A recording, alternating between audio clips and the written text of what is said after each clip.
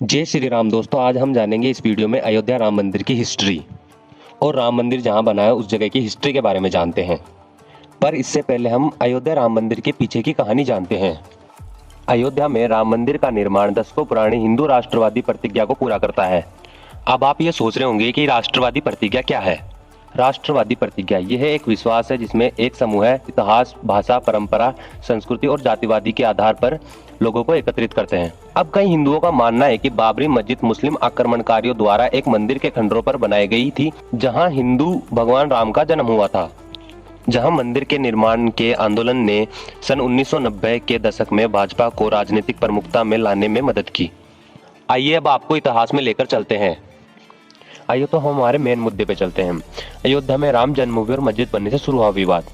किस्सा जो 1526 से शुरू होता है, ये वो साल था जब मुगल शासक बाबर भारत आया था।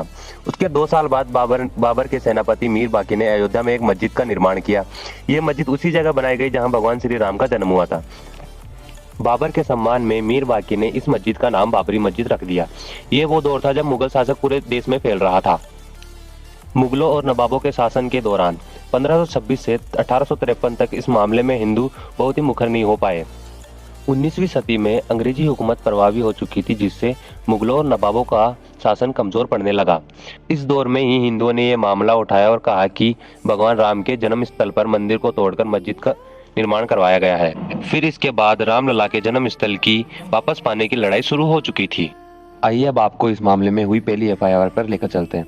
कहा जाता है कि मीर बाकी ने मस्जिद बनाने के 330 साल बाद यह लड़ाई कानूनी हो चुकी थी। परिसर में पहली एफआईआर सन 1858 में कराई गई थी हवन पूजन कराने के लिए। अयोध्या रेजिडेंट की किताब के मुताबिक 1 दिसंबर 1858 को अवध के थानेदार शीतल दुबे ने अपनी रिपोर्ट में बताया कि परिसर में एक चबूतरा बना है। कहा जाता है कि यह पहला कानूनी दस्तावेज था जिसमें परिसर के अंदर राम के प्रतीक हैं। इसकी रिपोर्ट के बाद तारों की एक बाउंड्री बनाई गई। विवादी भूमि के अंदर और बाहरी परिसर में मुस्लिम और हिंदुओं को एक अलग अलग पूजा और नमाज की इजाज़त भी दी गई थी।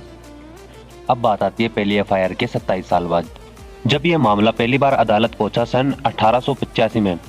कहा जाता है कि निर्मोहित अखाड़े के महंत रघुवीर दास ने फैजाबाद के न्यायालय में स्वामित्व को लेकर एक दीवानिया मुकदमा दायर किया। कहा जाता है कि बाहरी ढांचे के आंगन में स्थित राम चबूतरे पर बने अस्थायी मंदिर को पक्का बनाने की और छत डलाने की मांग भी रघुवीर दास ने ही की थी।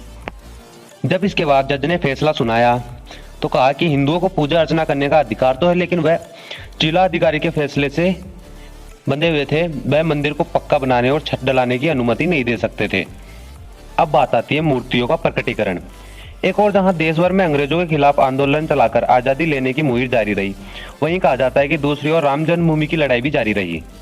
अब बात आती है देश के आजाद होने के 2 साल बाद 22 दिसंबर 1949 को ढांचे के भीतर गुम्बद के नीचे मूर्तियों का प्रकटीकरण हुआ। अब हम बात करते हैं आजादी के बाद पहला मुकदमा।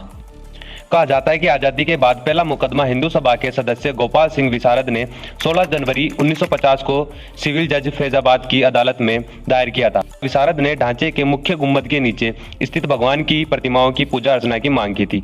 करीब 11 महीने बाद 5 दिसंबर 1950 को ऐसी ही मांग करते हुए महंत रामचंद्र परमहंस ने सिविल जज के यहाँ मुकदमा दायर किया।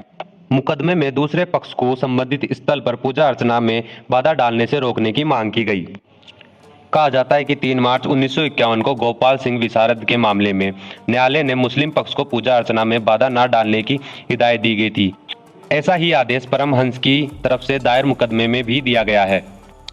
1986 में जब पहली बार रामलला के जन्म स्थल में बने उनके मंदिर स्थल के पहली बार ताले खुले और उस समय फैजाबाद के जिला न्यायाधीश के.एम. पांडे ने स्थानीय अभिवक्त उमेश पांडे की अर्जी पर उस स्थल का ताला खोलने का आदेश दिया। और इसके बाद 1989 जनवरी में गांव-गांव जाकर मेले आदि जैसे उत्सव की मदद से लोगों में ललक लाई गई। काफी विवाद और खींचातानी के बाद तत्कालीन प्रधानमंत्री राजीव गांधी ने शिलान्यास की इजाजत दे दी और 9 नवंबर 1989 को बिहार निवासी कामेश्वर चौपाल से बाबरी मस्जिद वाले स्थल पर पुनः शिलान्यास करवाया गया। शिलान्यास की खबर आम से आम नागरिक के कानों में पड़ी और 90 के दशक में आडवाणी ने रथ यात्रा से चिंगारी को आग दे दी और साथ ही देश की राजनीति भी तेजी से बदल रही थी। रथ यात्रा के दौरान लाल कृष्ण आडवाणी को गिरफ्तार कर लिया गया। इसके बाद भाजपा के समर्थन में बनी जनता दल सरकार गिर गई, प्रधानमंत्री के पद बदले गए, नई कमान चंद्रशेखर ने संभाली। इसके बाद आखिरकार वो पल आ गया जिसको सबको इंतजार था। अयोध्या में देश के कोने कोने से पहुंची भीड़ ने मस्जिद की पहचान दिखाने वाले हर एक कलपुर्जे को मिट्टी में मिला दिया और 6 दिसंबर 1992 की शाम को ही एक अस्थायी मंदिर का निर्माण कराया गया और वहां भव्य रूप से पूजा अर्चना की गई। लेकिन इस घटना के कारण उत्तर प्रदेश सहित कई जगहों पर सांप्रदायिक हिंसा हुई, जिसके कारण दर्जनों लोगों की जान चली गई। साथ ही उस समय के सत्ताधारी पीएम नरसिम्हा राव ने कल्याण सिंह के साथ कई राज्यों की भाजपा सरकारों को बर्खास्त कर दिया और राम मंदिर केस एकाएक बढ़ने लगे। मस्जिद ढाए जाने पर मुस्लिम लोगों में गुस्सा फूट रहा था। मामला इतना बढ़ गया था कि कर्फ्यू लगाने पड़े। एक ओर से वकील हरिशंकर और दूसरी ओर से जनता ने गुहार लगाई कि हमारे राम जी भूखे हैं। लखनऊ खंडपीठ में इस मुद्दे पर गुहार लगाए जाने पर 7 जनवरी 1993 को केंद्र सरकार ने कच्चे मंदिर वाली स्थान पर कुल 67 एकड़ जमीन अपने अंडर में ले ली। इसके बाद किस प्रकार जमीन को मंदिर की जमीन होने का सबूत दिया गया, किस बेसिस पर वहां के विवाद पर काबू पाया गया।